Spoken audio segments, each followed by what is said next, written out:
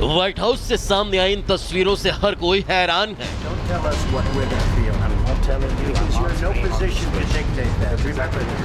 कैमरे के साथ दुनिया के दो देशों के नेताओं की इस तरह की तू मैं की किसी ने कल्पना भी नहीं की होगी।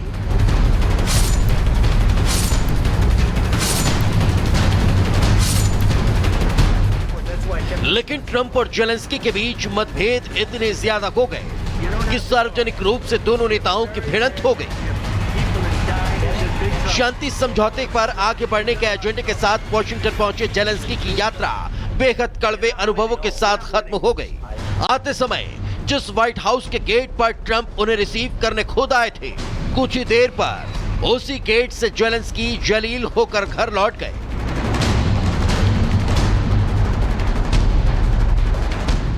इस बहस के क्या साइड इफेक्ट हो सकते हैं उसके बारे में भी आपको बताएंगे, लेकिन उससे पहले आपको दोस्ताना माहौल से शुरू हुई मीटिंग के बेहद बुरे अंत के बारे में विस्तार से बता देते हैं। सबसे पहले आप इन तस्वीरों को देखिए। अमेरिकी राष्ट्रपति डोनाल्ड ट्रंप से मिलने यूक्रेन के राष्ट्रपति वोलोदिमीर जेलेंस्की व्हाइट हाउस पहुंचते हैं। व्हाइट हाउस के दरवाजे पर ट्रंप ने जेलेंस्की को रिसीव किया और उनकी ड्रेसिंग सेंस की भी तारीफ की। औपचारिक स्वागत के बाद जेलेंस्की और ट्रंप के बीच बातचीत शुरू हुई। इस दौरान दोनों देशों के बड़े अफसर और मंत्री मौजूद थे। अमेरिका की तरफ से अमेरिकी उपराष्ट्रपति जेडी वेंस भी मौजूद रहे। मीडिया के सामने की अमेरिका के राष्ट्रपति डोनाल्ड ट्रंप और यूक्रेन के राष्ट्रपति जेलेंस्की के बीच बातचीत शुरू हुई। दोनों नेताओं के बीच रूस यूक्रेन युद्ध के मौजूदा हालात पर बात शुरू हुई तो डोनाल्ड ट्रंप ने अपने लहजे को जरा सख्त किया। राष्ट्रपति ट्रंप ने तेज और सख्त आवाज में जेलेंस्की से कहा कि आप या तो सौदा करें या हम इस प्रक्रिया से बाहर हो जाएंगे। बातचीत के दौरान की ट्रंप ने साफ कर दिया कि वह हर हाल में युद्ध रोकना चाहते हैं क्योंकि यूक्रेन इस युद्ध को नहीं जीत सकता। ट्रंप ने जेलेंस्की से कहा कि आप लाखों लोगों के जीवन के साथ जुआ खेल रहे हैं, आप तीसरे विश्व युद्ध के साथ जुआ खेल रहे हैं। Right now, not in a very good position. You've allowed yourself to be in a very bad position, and he happens to be right about it. From the very beginning of the war, you're not in a good position. You don't have the cards right now. With us, you start having cards. But right now, you don't. Yeah, you're playing cards. You're playing cards. You're gambling with the lives of millions of people. You're gambling with World War III. You're gambling with World War III. And what you're doing is very disrespectful to the country, this country. Trump के दो टूक के बाद Zelensky ने भी अपने तेवर सख्त कर लिए। जेलेंस्की ने कहा कि हम अपने देश में हैं और हम इस समय मजबूती से टिके हुए हैं।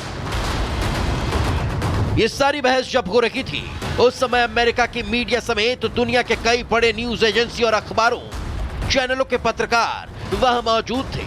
सबके सामने की जेलेंस्की ने भी ट्रंप को खरी खरी सुना दी। In our country, staying strong from the very beginning of the war, we've been alone, and we are thankful. I said thanks. You haven't been alone.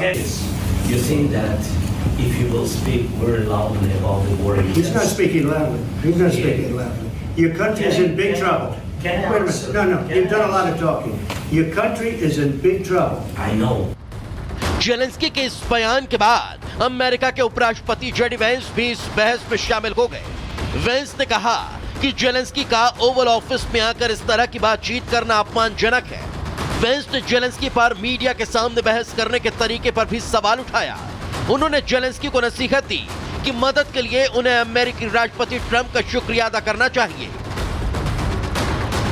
Offer some words of appreciation for the United States of America and the president who's trying to save your country. Just say thank you. I said a lot of times to American people. Accept that there are disagreements, and let's go litigate those disagreements rather than trying to fight it out in the American media when you're wrong. आखिरकार Trump ने Zelensky को चुप कराते हुए साफ कहा कि उन्हें युद्ध विराम करना ही होगा। युद्ध में यूक्रेन की हालत खराब है और जेलेंस्की हमेशा कहते हैं कि मैं सीज फायर नहीं करूंगा। ट्रंप ने कहा कि जेलेंस्की को युद्ध विराम पर मानना ही होगा। $350 billion. We gave you military equipment, and your men are brave, but they had to use our military. If you didn't have our military equipment, this war would have been over in 2 weeks. This is something Maybe less. In 2 weeks, of course, yes. It's going to be a very hard thing to do business like this. आखिरकार इस बहस को किसी तरह से शांत कराया गया। थोड़ी ही देर बाद जेलेंस्की व्हाइट हाउस से निकल गए। व्हाइट हाउस के दरवाजे से जेलेंस्की अकेले निकले और गाड़ी में सवार होकर होटल के लिए निकल गए। जेलेंस्की के निकलने के बाद ट्रंप ने सोशल मीडिया पर लिखा कि राष्ट्रपति जेलेंस्की शांति के लिए तैयार नहीं है यदि अमेरिका इसमें शामिल है, क्योंकि उन्हें लगता है इसमें हमारी भागीदारी से हमें बड़ा फायदा होने वाला है। मुझे कोई फायदा नहीं चाहिए, मुझे शांति चाहिए। जेलेंस्की ने अमेरिका के गौरव ओवल ऑफिस में की अमेरिका का अपमान किया। वे तब वापस आ सकते हैं जब वास्तव में शांति के लिए तैयार हो। व्हाइट हाउस में यूक्रेन और अमेरिका के साथ कुछ समझौते भी होने वाले थे, जिसमें रेयर मेट्स और मिनरल समझौता प्रमुख था, लेकिन दोनों देशों के बीच किसी भी समझौते या सहमति की कोई खबर नहीं है। इस बहस की क्लिप अब पूरी दुनिया में वायरल है। आपको बता दें, यूक्रेन के राष्ट्रपति जेलेंस्की जब अमेरिका के राष्ट्रपति डोनाल्ड ट्रंप से मिलने पहुंचे तो उम्मीद थी कि वो अपना रुख छोड़ेंगे और युद्ध समाप्त करने की दिशा में आगे बढ़ेंगे। सारी उम्मीदों के उलट अमेरिका और यूक्रेन के रिश्तों में ही खटास पैदा हो गई। Bureau report, Republic Bharat.